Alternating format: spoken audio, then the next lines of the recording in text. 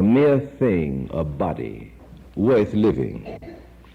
They yielded with abiding enthusiasm to a view of life which included all the events of their experience without exhausting themselves in those experiences. To them, this quality of life was insistent fact because of that which deep within them they discovered of God and his far-flung purposes. God was not through, and he was not, nor could he be exhausted by any single experience or any series of experiences. To know him was to live a life worthy of the loftiest meaning of life. Man in all ages and climes, slave or free, trained or untutored, who have sensed these same values, are their fellow pilgrims who journey together with them in increasing self-realization in the quest for the city that hath foundation, whose builder and whose maker is God. The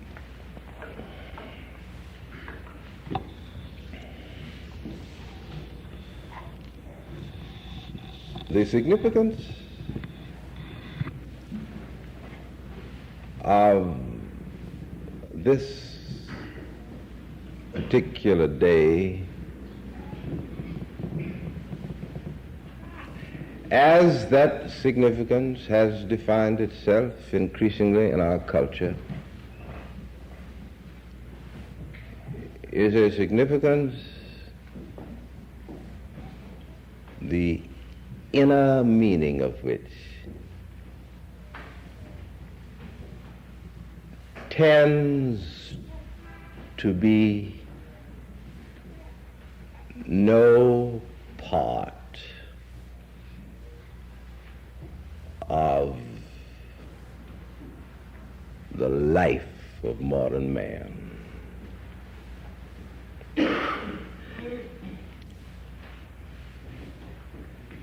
It is the celebration of something that belongs essentially to the nature of life, but does not belong essentially to the nature of any creed about life. And when I make a remark like that, it is not my intent to speak with irreverence concerning any creed or any faith, nor is it my attempt to do anything other than what I'm doing. To say that life is more than any experience of life. Life. And this was the contribution of Jesus. And in our inability to deal with that contribution in any effective manner, we have had to erect our tents on the outskirts of the city in which he dwelt, and to spend our time quarreling over what he meant by what he said, when all the time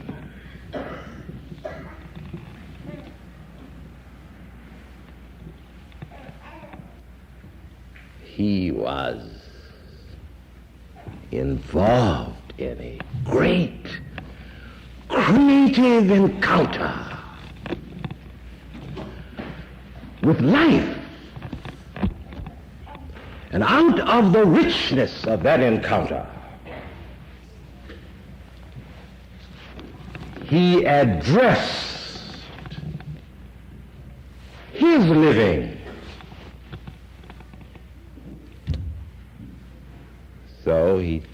about God. God.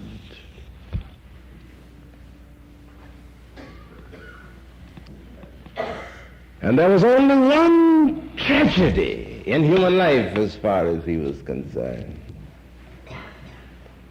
Only one sin. Only one basic and fundamental error of the human spirit possible. And that was to lose connection with God. That's all.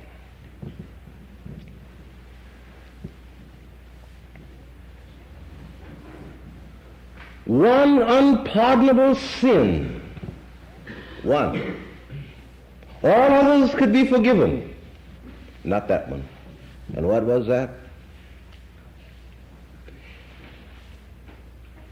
You remember the incident, perhaps, if you're familiar with the New Testament? If not, let me remind you. His family said that he was out of his mind.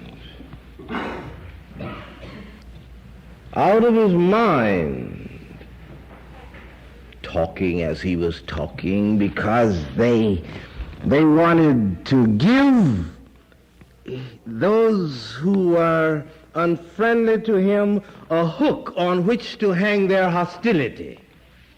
So they said, he's crazy. And if you can ever decide that somebody is not right, then you don't hold them responsible for what they do, so they can go free. It's very convenient. But his enemies said, oh no, he's all right.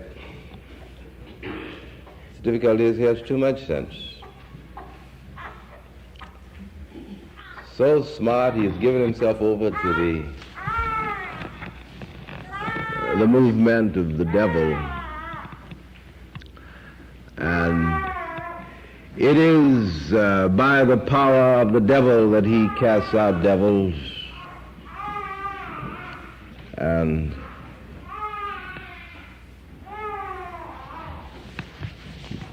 Jesus, hearing the conversation, said, you don't talk as if you have good sense.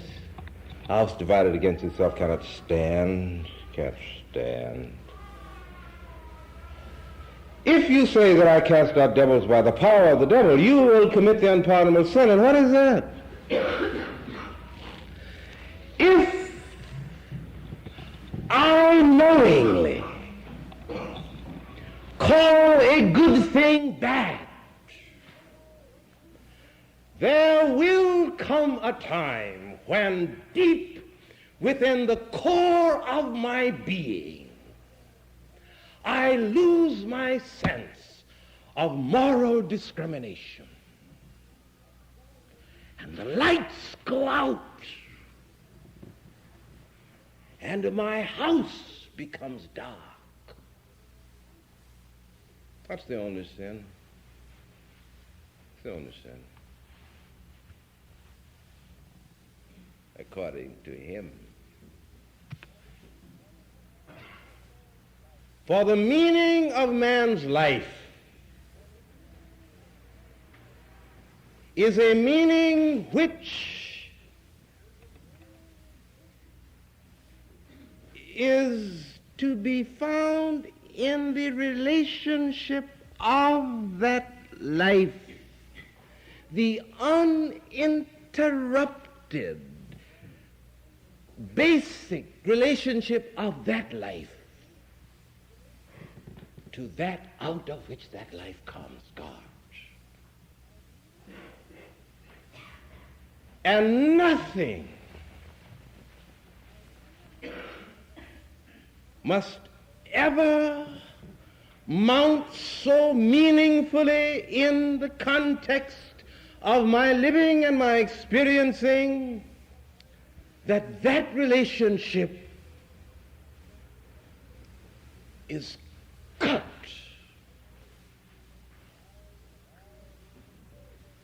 Why do you worry over clothes, he said.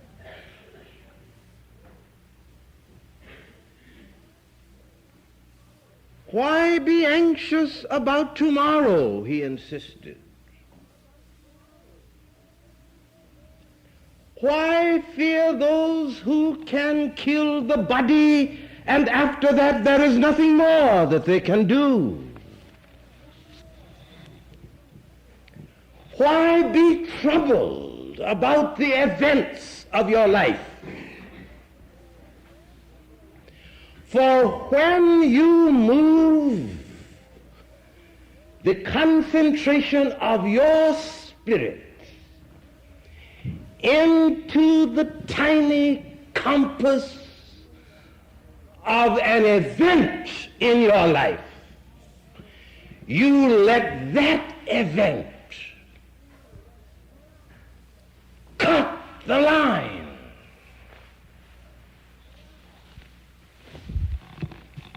Cut it.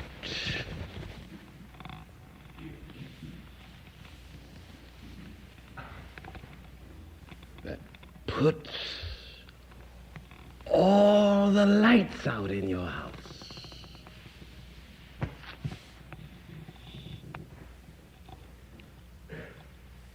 So was his simple words. No great theologian, no great philosopher. He knew nothing about all the things that are going on today.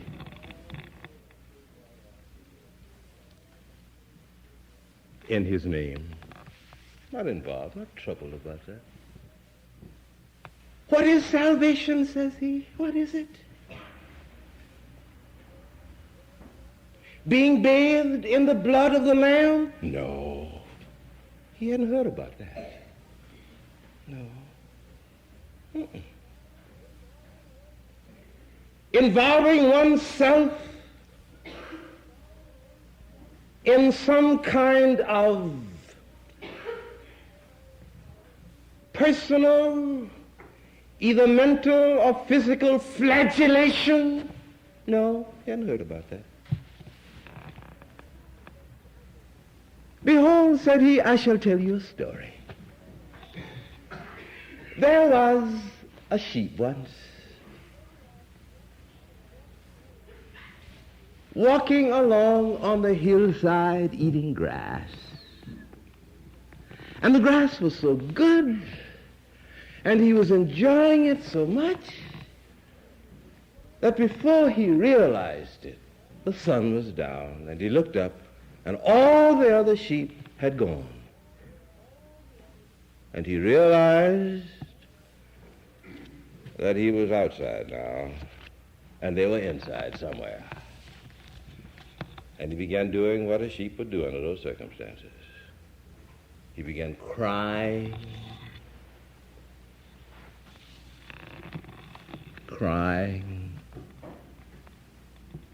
to recapture his sense of belonging. That's all. And the shepherd went around looking, and he heard the cry, and he found the sheep, and then the sheep was back home, and the sheep was saved. He restored his harmony. Simple. That's all. The line was cut.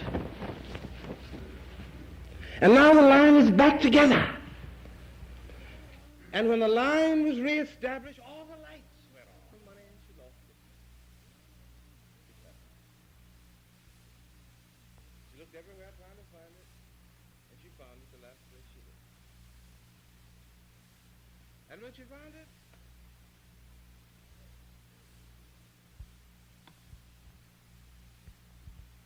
she was very happy.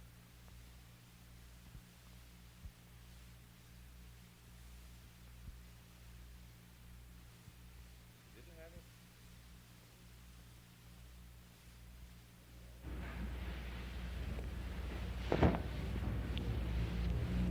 When she got it,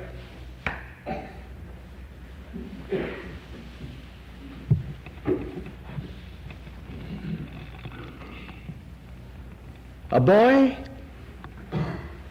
who went away from home, far country, spent all the money he had, because tomorrow is another day. It's all right.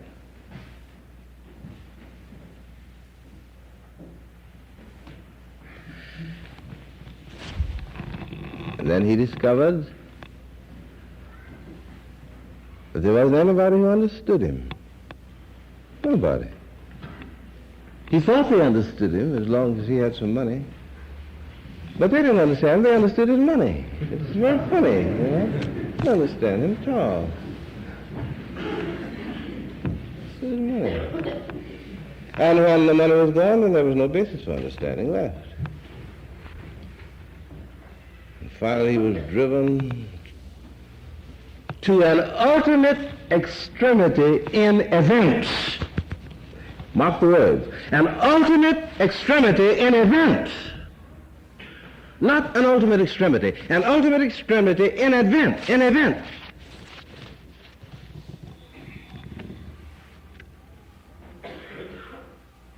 And when he hit an ultimate extremity in event, then he had to move beyond the event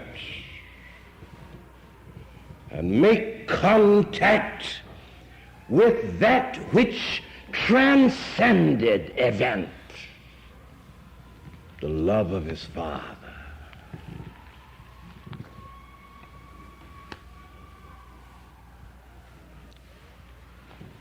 That's all this strange man has to say about what salvation is. That's all.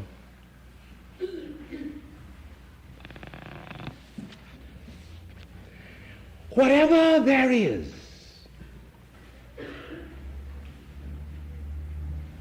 that imprisons me within the narrow limitations of an event,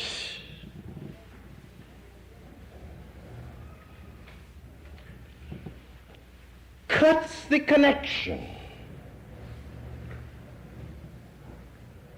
that sustains and guarantees and confers upon and in my life its quality, its meaning, and its significance.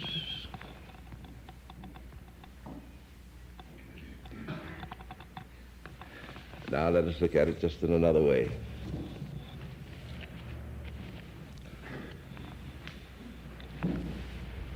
This is true, as it would seem to me,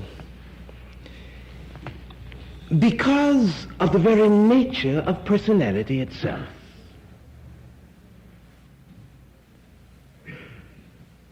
For instance, you're sitting here, and for the most part, you're looking up in this general direction.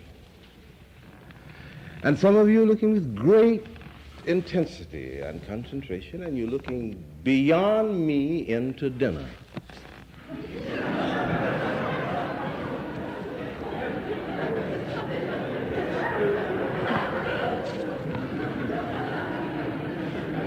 That really wasn't fair, but...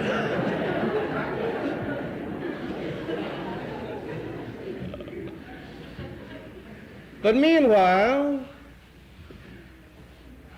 you're here.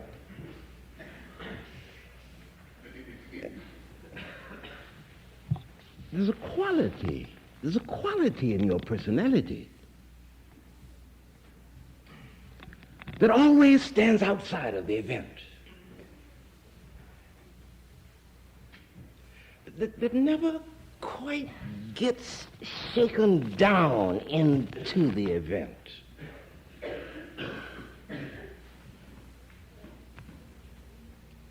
That's why nothing that you've ever done is quite representative of you. Nothing. No experience that you've ever had can quite contain what you are meaning in that experience.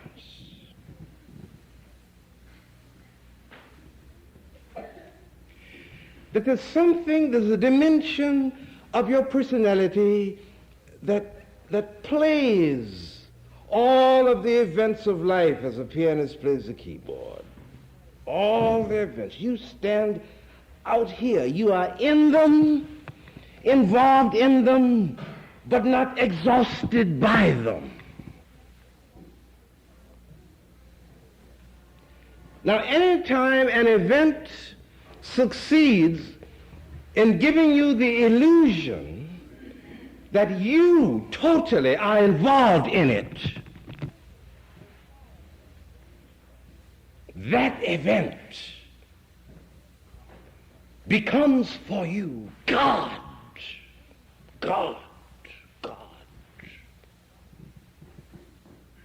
Because it says that it is in itself inexhaustible.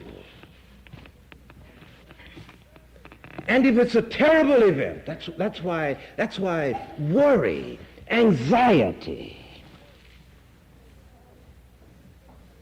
quietly and sometimes tempestuously excite so devastating a tyranny over the human spirit because it gives, in some way that I don't understand, I wish I did, but in some way it gives to the mind and to the spirit of man the delusion that this thing is inexhaustible. And if it be inexhaustible, then it qualifies for God. And if it's a terrible thing, you see, you are exhausted in an agony. And day in and day out, the meaning of life can only be measured in times of the shrieking of your spirit. And there is none to hear because your God is there.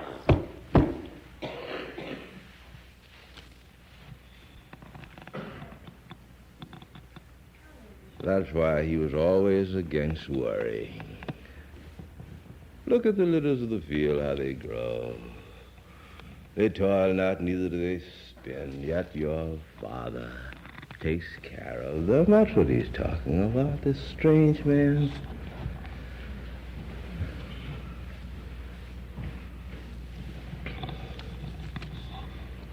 Nothing is capable of taking me all in except the one ultimate, God.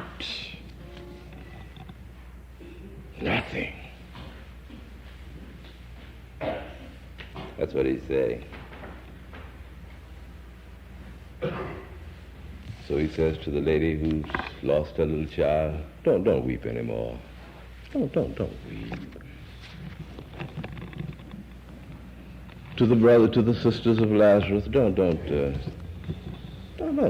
cry. Don't be too disturbed. Because death, what is it? Death is something that takes place in life. It isn't something that takes place to life. That's different. No. Death is in the very nature of the case a part of the time-space involvement of the human spirit, the whole human personality, just as any other event is. But it is a time-space involvement. And it belongs in the category of events, of episodes, of that which is in its very structure transitory because it is not capable of exhausting all of me. That is why even when a man is dying, again and again he himself is aware that this thing is happening to him. And even in the mystery of the death event itself, the margin of this dimension of personality about which I'm thinking persists, so that a part of me shimmers on the crest of the wave of death without being involved in it, riding it.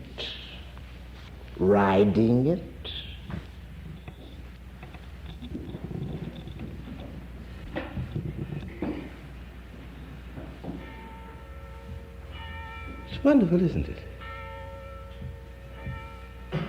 That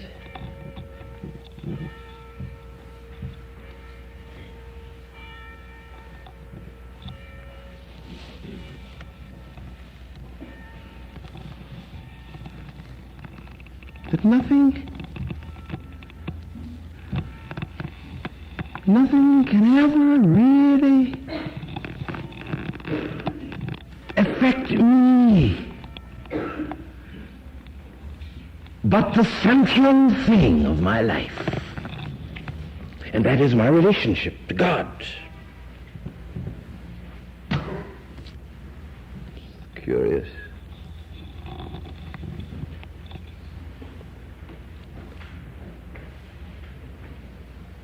When I injure you, therefore,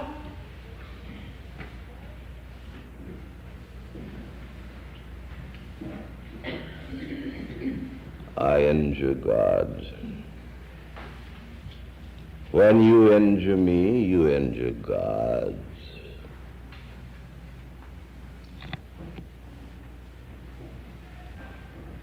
And the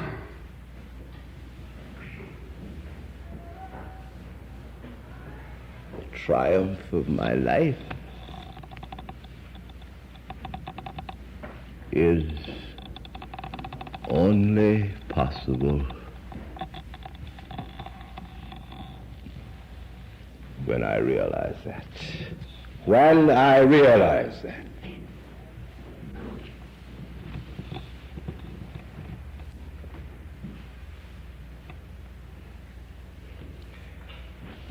That is why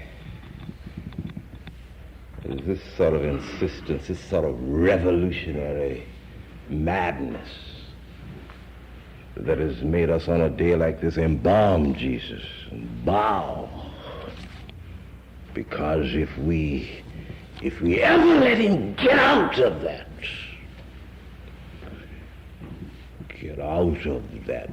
coffin,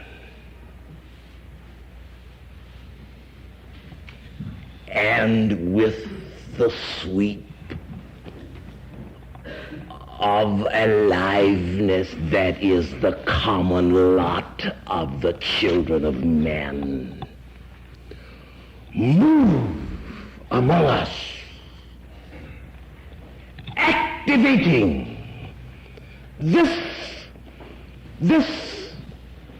how should I say it, this stationary principle that is integral in personality. And most of the things that we hold precious now, we would tear up.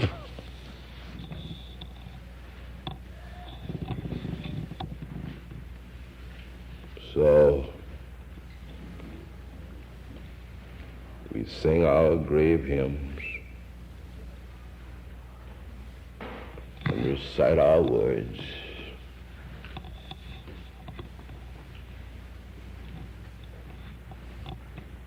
And we keep him as far away from us as possible. For to become involved